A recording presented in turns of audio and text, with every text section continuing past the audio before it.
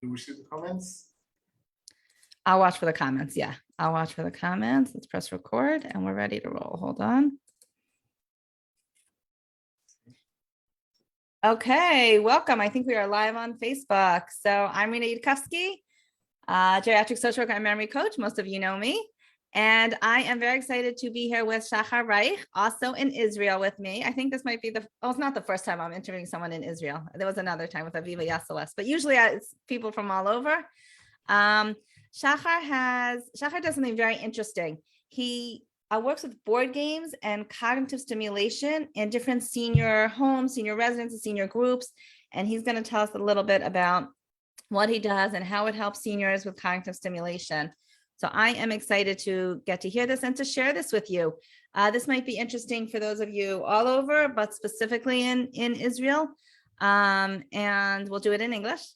Shachar, I'll watch the comments. Are there any comments or questions? I'll let you know. Sure. Anyone who's watching this, feel free to put comments in the Facebook group, and I will try to comments or questions. Anyone who's watching live, tell us where you're from. Let's start off like that. To anyone who's joining us live, where are you from? Without further ado, Shachar, tell us how you got into this. Tell us what you do and how you got into it. Well, thank you, Rena, for having me. Pleasure. What I do, I teach the board game sessions and classes to senior homes, activity centers, and groups. Now, how did I get to do this? I first started at Mamram in the army at software implementation. That's how I got into instructioning. So I knew how to instruct people, do patient for them, because when they had difficulties of understanding the new softwares. From them, I went on to fitness instructing, and from them, with the years, with the graduate, with the schools, I went to the specialized in elderly. It's been about 10 years. Today I instruct the elderly, mainly in the field of board games. And my grandfather, was a very active man. He was very present in my life. Now, after my grandmother passed away, he never wanted to go to the lectures or anything. Lectures are all very passive. You go to the lecture, you sit there, right. You listen. Right. You listen. Wait a minute. Ken. There's an alarm. I'm coming to the mamad. Okay. Excuse me. Sorry guys, there's a siren going off in Israel. Yes. Where Shachar is. If you don't have Klita, just come back afterwards. We'll wait for you. Okay, thank you. Well, can you hear me still? Yeah, well, good. We hear you. This is part of life living in Israel right now. Yeah, there's sirens going off in certain places. White princess, Niba. Well, look. Sorry. It's okay. We can take a break if you need. Okay. So, a bit. An hour ago, I was with the Holocaust survivors. Wow. At the activity center, we taught them a game. So they all come. It was very chill. Everyone was very relaxed. And see how much it happens in seconds, in minutes. The whole atmosphere change. This part of the film now. You can hear the breath. So especially in these times, it's important for people to know the other options, especially people can meet. Yeah. There are also games that we have many versions of them online. And whether we teach these people these games online as well, for time like this, when they're huddled in their mamads, yeah, and in the security room, in the panic and security rooms, they can still be active and contact with other people. And this was also something I took as a project of mine. So tell us where do you usually go, and how do you activate the games with the seniors? I accumulated over the years about more than 300 games. Wow, a few hundred? almost more than 300. Wow. And my last mobile is very proud of it. And what I do, I come with my bag of games for the home. It very depends on the people there, and the level of cognition. If they have cognition difficulties, now I bring lighter games, or I bring the more complex game, but I decrease the rule set. For example, there's a game called Sagarda. In the game, you have to fill a chart with cubes with different colors. You can't have the cubes to have the same number or the same color near each other. So if I'm going to a place where I've decreased cognitive skills, I adjust the rules. So I have less rules. For example, only color or only numbers. So you can make it harder or easier depending on. Yes. For depending on the level. Also, there are many types of games. For example, there are dexterity games. Now, dexterity games, you might stack. You stack in buildings, or you flick. You flick games, you move games. Now, although it's seemingly merely dexterity, you also have to put other cognitive functions. You have to plan. You have to estimate. You need to think where to put the piece. You need to remember what happens when you put a piece in a place where there is not enough support there. Actually, one of my first activities, when I was at the Holocaust survivors place, and there are many strategy games, tiling games and cooperative games, and there was a person who sat there, and he sat asking what happened, and said, I have no patience for this. No, it's not personal, but my wife is in long-term care, and she's very handicapped. So I think of this, and I can't bring myself to mind the games, to think of the games. And I thought, okay, I can help. I'd ask, what did he do? He was a builder, he was a plumber, yes, he was a handyman. And near him, there was an engineer who sat near him. So I gave them the dexterity games. After a few minutes, that person called me cheerfully. Look what he done. And together they built. There's the game. It's like a construction site. The game was a construction site and getting kicked out of that. My wife teaches was development as well. So what happened there? He was very excited. He was happy. Like the mood changed completely. So in games, it's very important also to adjust to the theme. So you need to put the theme to the person that he will connect with.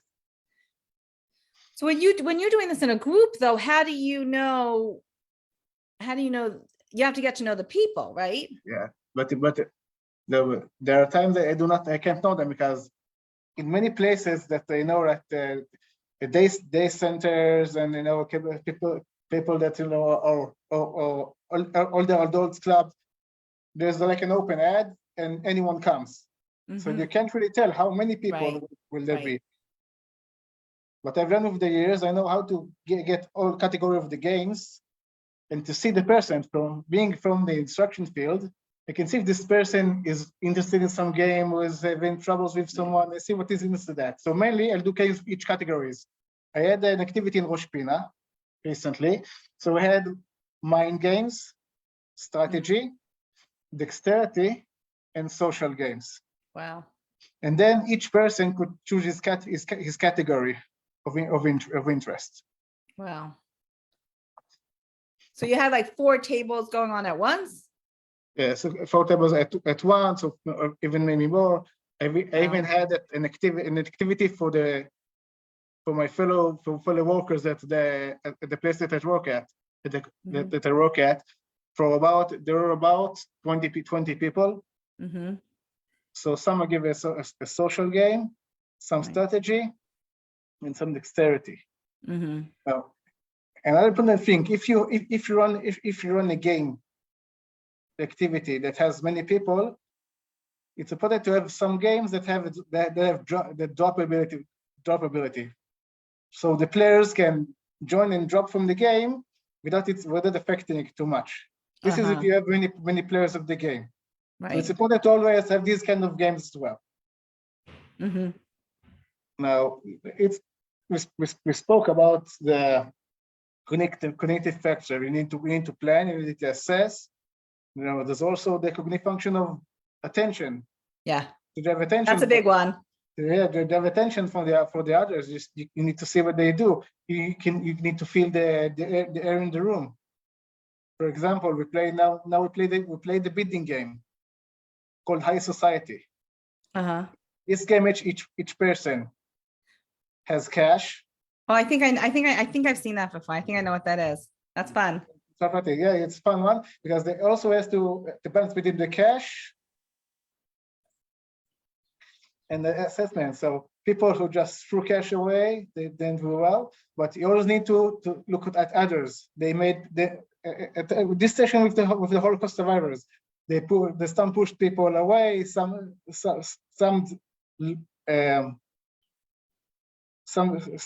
encouraged them to put money so they will eventually lose. It's a very it also lets you practice different kind of interaction. This is on the social aspect, because there are some people who are very talkative and very attractive, and this game is well applied. Some people are very just strategic. So it will the strategy games. So Mike, what I like about games is that each person has the chance to shine and go to his strength and weaknesses, according to what he wants. Amazing. That's amazing. So you basically take the games and go to different places and do like a activity. Yes. And implement the games. And there are many times people ask me the games. So what are the other games in this type? Or can they get the games, and then I refer them. You sell the games. Yeah, so I refer them to say I mainly do not sell, just refer them to those who do, because I mainly focus on the activity. And tell us, what do you do globally? Like, what do you do you said something about online. Tell us what you do online. So online, there are many games, even recently, that have online versions of themselves. This helps, especially during COVID, when people are far away and can't interact. So there are advanced simulators, there are advanced softwares, and there are simpler browser versions. They don't require any installation, nor do they require registration. So if you could, I can demonstrate one of these games. Could you have ability to share? If not, I'll give you. Yes, I'll do a share screen. Let's see if I have the. If it doesn't work, I'll give you. See. Yeah. Right. Now again, the game screen is shared. Now, I'll go with the game. It's rather known, called Blockus. Now the site calls it Blocky. Now this is a site that has many board games of different kinds. Some are more known than the others. For example, I'll create if I want to create a game, I'll press create. If I'd like to join a game, I can join out of the tables, or I can observe the games, as you see here. Now, when you create a game, you can decide if you want to train against the CPU or against other players. For example, for this example, I use another CPU. You can define how much time do you want in the game. If people want to have time to think, very relaxed, they have 20 minutes, 10 minutes for each person. For example, do a short game for 5 minutes here. Press create. Now, once you press create, you'll see a start leave option. If the table you created. This is press start. And then you'll be able to enter the room. For example, this is me, this is the CPU, 1468. Now, the goal of Blockus, you have Tetris-like parts here. The goal is to get as many parts as possible. Now, each of these little squares are counted as well. So you need to get rid of how many squares that from the most squares possible. Mm-hmm. Okay, so this is a strategy game because not only you solve a problem, you create a problem for others. This is the difference between strategy and mind games. Mind games need to solve a problem. Strategy game need to cause others problems. Right. So, for example, I'll take this class here. I'll take some of this game. I'll take this one. Now, there are advantages for online versions of games. If this was a table, I need to think where can I put where can I place the piece. With this, the site assists you to where you can place the pieces. Uh-huh. For example, I placed it here, but placed it there. Uh-huh. Now, our goal is to decrease the other opponent's ability to place pieces. Okay. To take as much field as possible. For example, you might choose this. See, give me. I can place it either here or there. Uh-huh. For example, place it here. I'll turn it. And this way the game continues until someone can no longer place any piece. Uh-huh. Cool. So this is these games are free? So yeah, so these games are free. They require no registration. Now if you to leave it in the middle, you press resign. Then you can exit the session. Okay. Back. This is you see this is here. That's the lobby. Mm-hmm. Now there are more games. This is a game called Blockus. There are more games, maybe you know. Azzi is based on the game Azul. Oh, I know that game. We have Azul. You know, Spice Road, Splendor. If you know, there are many. Some of these are many known games. That's what shows to people. And this way, you can play with players online. You can join. You can join live sessions. You can practice against the computer. And you get to know people. And the accessibility of the site is what gives it the advantage, because you don't need to register it, you don't need to download, and you can join the games, and you can adjust the games if you're a PC or person. So each person can decide what kind of game he wants and how he wants to do that, how much challenge does he want. Cool. Wow, that's really cool. And do you have any of your other? Do you have a site with your games on it or anything special? I don't have a dedicated site. I once wanted to create a hub for games. I just took the chef for games. But recently there are more and more games with this kind of site being developed, and three of them. Right. Actually, at Sunday there will be a launch of a site for activities, activity games by EMDA. That will be accessible for people, for everyone. And it's meant for people with very cognitive functions. It's an activity site. It will launch on Sunny and 10 via Zoom. Okay. This, for example, for the people here might be interested. Okay. What do you suggest for people that live at home and want to just keep their brain sharp? So do you suggest things like Blockus, like that, those types of things, or is there anything else you suggest? I'll have to say, I think there are many types of games. I'll take you to my site where I can get examples. Yeah, show us. I'll share again.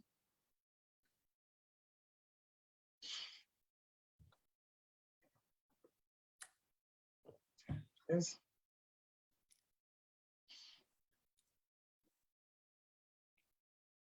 So at home, there are many games that they can play by solo. Okay, you don't need other people to play them. For example, this game, okay, called Elixir. You have a board with set placement pieces or also pieces. Okay, but you cannot place a colored piece of the same color next to each other. Okay. Be diagonally or side by side. So it challenges you to solve these puzzles each time. And there's only a few solutions. But there are 6 levels. You get 6 pages. You get many boards of this, Mm-hmm. and then you can progress in the game. Wow. I remember the Cool. Holocaust program that the progress to the last level. For example, other games. Let's see. This one example is for here we can see the platform games. There is strategy game, Mm-hmm. a social game, and the former. So Cool. if you like to play by yourself, there are games that are called solo games. They can play by yourself, like this game and others. Cool. If you see the game here on the right. Uh-huh. The game is called Gentle Rain. You need to place the flowers according to their shapes and colors, in a way that you get as much squares as possible. For example, so if you want to keep your mind sharp, I advise to play a variety of games, because each game works with different mechanics. Some allow you to assemble words. Yeah, the word games are fun, like bananagrams and Scrabble and Scrabble, and there's many hint games where someone hints, they call just one. Right. Just one. So we need to work on your memory of words and how to say this word and references and connections in the mind to those words. There are strategy games. You need to think. This is the guard I spoke of before. You see, you have these dice. Wait, what is this one called? This one is Sagrada. Sagaria? Sagrada, like the church in Barcelona, based on church in Barcelona. Okay. You have to place the dice according to the rules, and you play with points. Now there are type of games. There are Euro games. That these games came after World War II. They have no direct conflict. So if people don't want to conflict with each other in direct level, so you can choose these type of games. For example, known game with this mechanic is Catan. Yeah. This is again known game of this mechanic. There's on the other end, there are take that games that there are many just fight with each other. If we make a laugh, and just fight with each other. So there are many types of games that people can play together. And if you work on all the games, then you can improve all your mind processes, your social with people, and keep your mind sharp.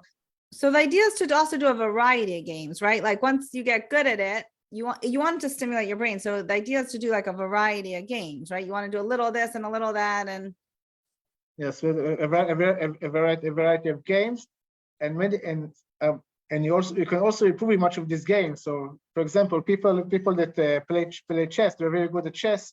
Yeah, and they will be good at other games, abstract games, based that's similar. It will give them an advantage, but there are still different things than on chess. So it's great. It is great thing both socially, and cognitively. Now, I for myself can give them an example. I work both at board games and as a trainer. So there are many times I combine these two together. That's great. So that people can go like training, lose class, and then he needs to adjust the dexterity during his planking, like even to stack the pieces or anything else. So wow, it is important. So if you want to look for yourself for a game, you need to think, okay, what do you like? What game would you make you feel happy? What would you like to do? What types of games do you like? Who would you want to play with? Right. So there are many game nights, and with the years and game clubs are opening. These days I'm working on a group to find a home group for people that want to come participate in a group of about 6-8 players for legacy games. There are games that you progress from game to game. Each one builds on the previous one. For example, you build the city, and each time the city grows, which time passes. Interesting. And you do, I'm just thinking language, you do this in different, you can do this in English or Hebrew, right? Yes, I can do this in both.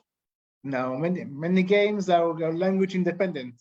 Right, that's what I was So- thinking.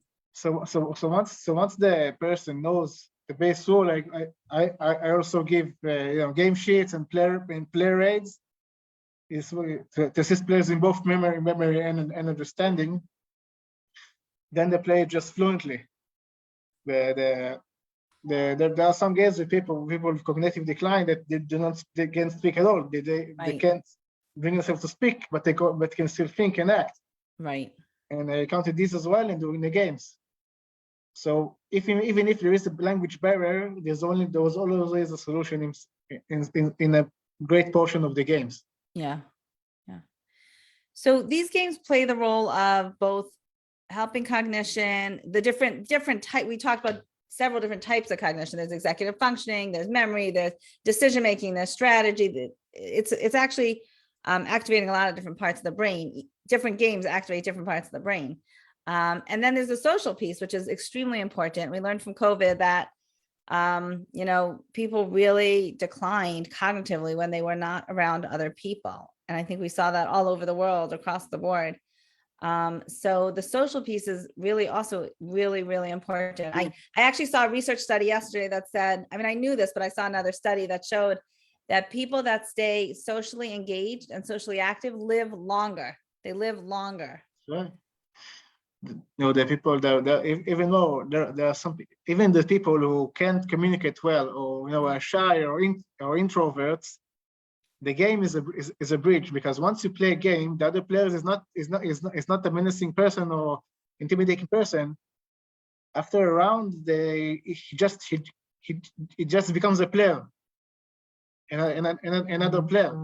And there are times like this group here, they're playing Kengo Kaliko. It's in English, you need to track cats to blanket strategy games. Now, what I did here, they gave them to work together. So people can they both know each other and get to know each other, know each other better and socialize. And they assist each other with their with cognitive part. Some are traveling, some have a better sight of the field. They have an incline to do what to put where. So it allows both cooperation between people. Which is also and very to get to important. know each other. Yeah.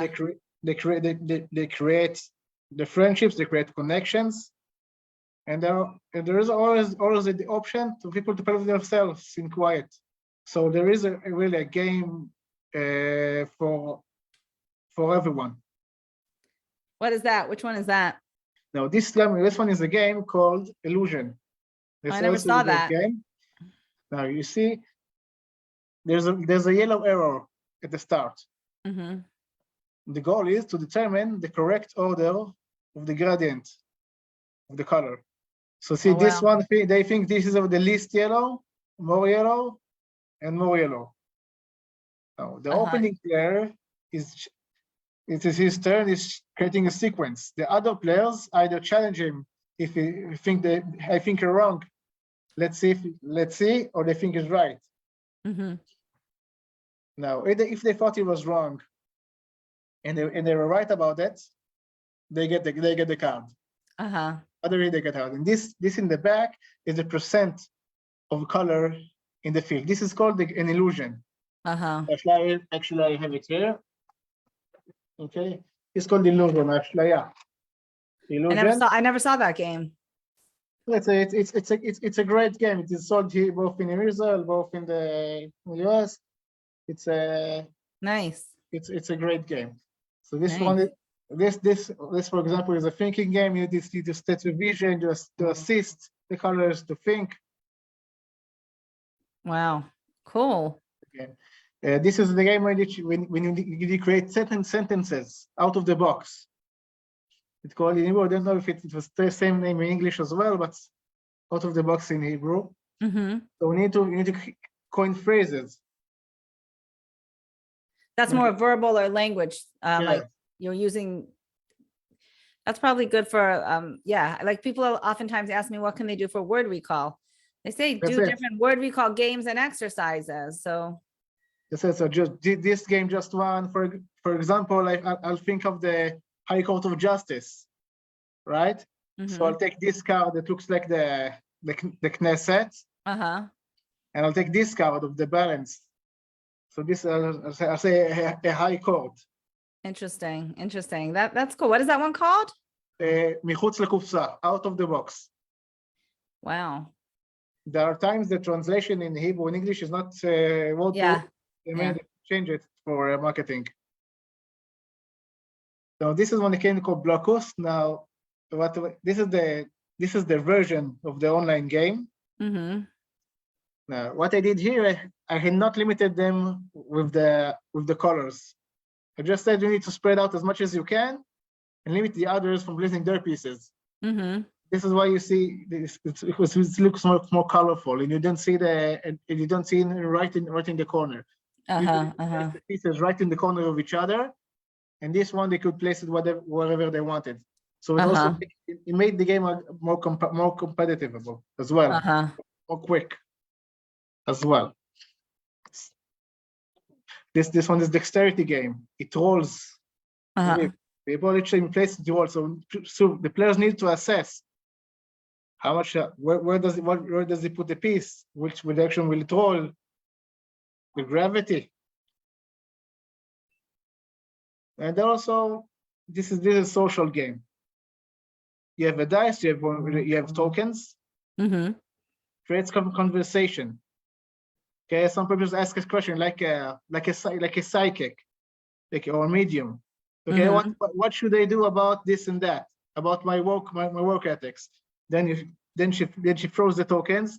So you see one token landed on the larger circle of friends, one at sun element. Each one have his own power, and then people create their own things. Cool. And this is also a game with sites. You put site in search for matching. To match the shape, there are shapes here. You need to create a track similar to the shape here, and then go between the lines. Now I'll add a couple of if you want to open a group or teach a group of older adults, look at your game. There are some principles that are important for these kind of groups. First, the rules they need to be fixed. There's a fixed turn order, a fixed number of actions in play. For example, there's a game called Flux. In a game of Flux, each time the game tops on his head. It's different each card. Action card, so it is not a suitable game. So you need to have a fixed turn order and a fixed sequence of play. That's important. Also, the thing of themes. The theme, make the theme of the game as much as relatable as possible. This is a game for the people that have a bit more decline. You can ask, okay, what the word called? What word is connected to vineyard, to winery? There's grass, rice, grapes, sun. So because grapes. Now this is example. Each person can. Okay.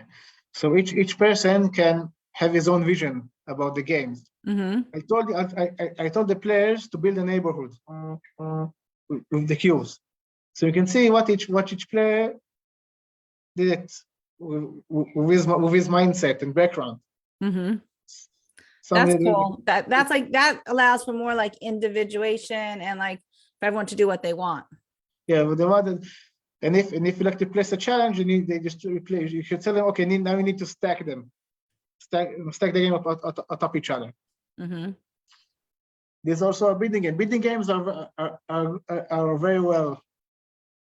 They go over well. People like them. People like them a lot because they have both interactions, and they have the strategy. Cool. So Which one? What is this called? What is this one called? This is called in English the version called for sale. In Hebrew, Nadlan Makatan. Okay. This is also they start laughing with each other. Okay, I'll buy this house. Oh, you get. I don't want to buy this house. I like the grass. I like the fields, and they start speaking with each other. Cool. This one is a game. It's a bit different from everyone else. It's a social game. You see the sign cards. Mm-hmm. Now, the all players start at the bottom of a chart here. They need to go to the end of the map. Each sign gives them a different number of steps or different effects. Some sign pushes others. Some sign vents them. So they need to both place the sign and then need to copy the sign as well. So it works on many levels. Wow, cool. It looks like there are a lot of people playing that one. Yes, it can be about 6-8 players. Wow. And there's also, there's a very good variety. Either if you play with your friends, either if you're by yourself. This one is a long-term hospital care for people. So really, each person have his own version, has his own goals, his own ability to play the games. You need only to find the right game for you, and then you can work on your mind and your social sets and wellness, and gain the advantage of both for a longer and a happier and more fulfilling life. Amazing. So what, there was one question in one second, there was a question, I think you answered it. How can games support social and mental well-being, including of older adults? Shmuel Yerushalmi asked that. I think you answered that, right? How games can support social and mental well-being? So they support both on the cognitive level. Firstly, on learning the game, remembering the concept. This is what a bit of a stutter. I'll always add player's aid. Player's aid allow the player to focus on the game instead of remembering the instructions. So they also refer to the player aid. They say, okay, this is what I do, this is how I do it, and then they get back to the game. So this is how you don't create a cognitive overload. When, for example, my grandfather was a very talented man, but I was told how to set the remote. He couldn't implement the idea that if you want to go to a certain channel, always flip plus to get to this channel, minus to get to the other channels. So what is okay? How do I get to specific channels? So for example. So this is the cognitive overload where people just stress they can't, or students, they need to study for a test. If he's too far from the test, he's not stressed by it. But if he's too close, the night before he started to study, he won't succeed. So this is an example. This is how we spare cognitive overload for the people, because you need them to have a sense of achievement, of success. If you feel they don't understand anything, if they get frustrated, they quit and say, I don't want it, I'll just do something else. So you need to give them the game to get the success. So it works both on the cognitive level and the social of meeting the people.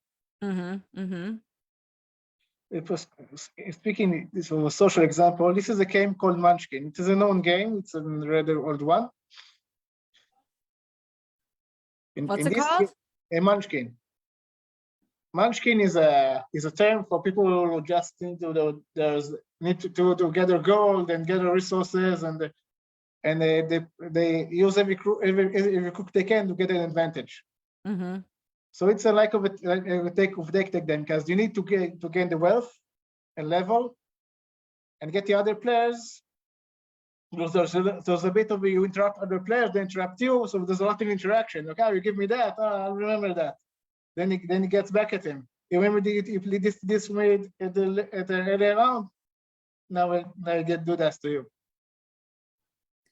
But I'll note about these games, second games. If there is a genre that might be problematic for older adults, there's the genre of fantasy. Once you for the genre of fantasy, D&D, all this, many adults think of it as childish. So you don't want to you need to make sure that it's okay with it, because you don't want to introduce it to them. You need to either adjust the theme Yeah. or hide it. Don't pay attention to the theme, just to the actions themselves, so the game themselves. Mm-hmm. There's another question which you also sort of touched on, maybe you could just go over again, is which games can you play by yourself? Because sometimes the other people in your house might not want to play with you. So the games you had mentioned, I remember there was one that you said you could either play by yourself or with other people. What was that one called? The one called Gentle Rain. There is a category called solo games. There is also a group on Facebook called solo games. With people, there are either a game mode, a mode of an existing game, or there's a game themselves is meant to be played alone. So you can play also the mind games. The Elixir is a game of challenges the mind with not components. The Gentle Rain is one as well. Sagada, you can see how much you can place against yourself. You play with yourself. Now there are games they also have online PC versions. For those who have a PC and use it fairly, there is a very good Sagada version in a platform called Steam. There you have a campaign, and each time you play against a campaign, and you improve, and you gain stars, and you gain ratings, and you can improve. So there are these games that you can play by solo. They are called solo games. So if you're looking for a game like that, always ask, can it be played solo? Fantastic. Okay, so yeah, that was Pauline. We answered Pauline's question. I don't see any other questions in there. But it's really interesting because, we used to take for granted, playing games, and we didn't realize that it's actually so good for your brain, so good for the cognition and all the different parts of the brain, not just memory, but all the different executive function. And it's also good socially. Our brains need to stay stimulated, right? It's use it or lose it. So it's very important for the use, both as we've seen, both for the social abilities and the mind, even if the player is at home. Yeah. How do people reach you if they want to contact you for an activity? What you do live stuff here in Israel, and do you do stuff on Zoom? Yes, I work on Zoom.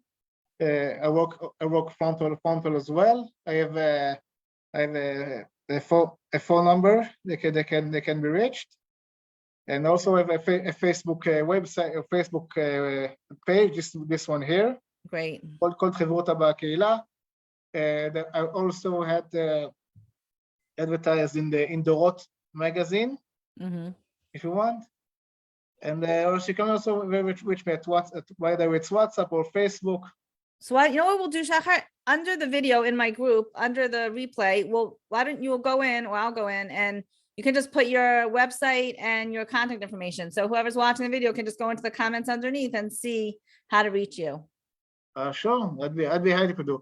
Yeah. If anyone have any questions, or like to recommend a game for them, okay, either solo, either in each platform when you need, I'd be happy to assist. Thank you so much. This is so fascinating. I did not know people do this until I met you. And it's really cool. I love what you're doing. I think it's a fantastic activity and a fantastic thing to bring to groups of seniors that, that need the cognitive and social stimulation. Okay, Simi just asked, will you give a list of games in English? Most of the games are originally in English as well, but I can also list games if you'd like. Yeah, so what, you can actually, we'll do that in the replay in the comments.